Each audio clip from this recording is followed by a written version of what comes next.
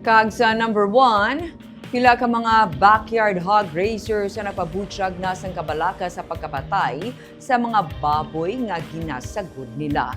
Office of the Provincial Veterinarian nagapatigay sa surveillance kag nagapahanumdum sang pagpabakod sang biosecurity. Yaring report. Sa May 15 nga video ni Erwil Bando sa barangay Malabong sa Ilog, nagapaluya na ang nayon nga iya ginasagod. Gin-isolate niya ini kag ginbulong pero 4 ka adlaw ang pagkaligad, wala sini malampuwasan ang masakit kag napatay. Sa kabilugan suno kay Bando, 6 nila ka baboy ang nagkalamatay. Ang iban gindispose na nila para hindi na sila matamaan pa sa ilang nga kapierdihan. Tigayo na nga nakakuha sang blood sample sa ilang kasapatan kag ginahulat nila tubtub subong ang resulta.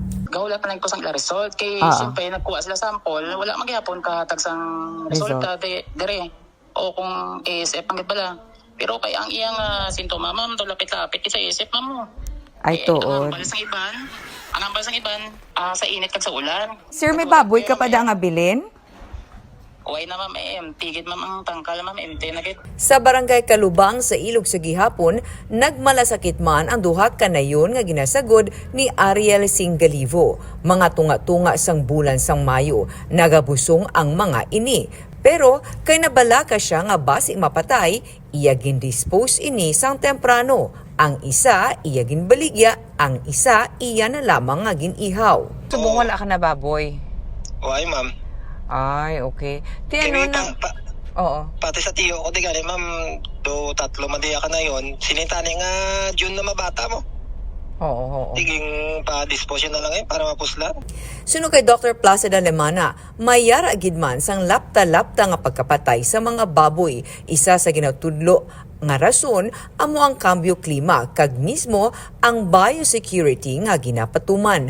Naghatag na sang disinfectant kag lime ang probinsya. Pathag ni Lemana, madamo sang balatian nga pulo parehas ang mga sintoma kag ang blood samples lamang ang makapat-ud kun anugid ang balatian nga nag-igo.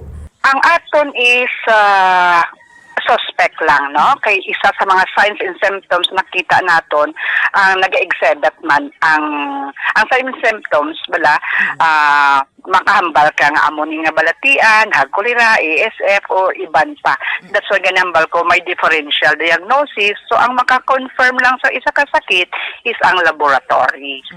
Wala na apektuhan suno kay Lemana mga commercial kag semi-commercial farms. Niwat nila nga ginapahanumdum ang mga nagasagod sang sapat nga kun mapatyan, gilayon nga ilubong kag kun may ginabatsyag na kasapatan, hindi na pag-i-dispose pa ang sapat kag gilayon nga mag-report sa Agriculture Office sang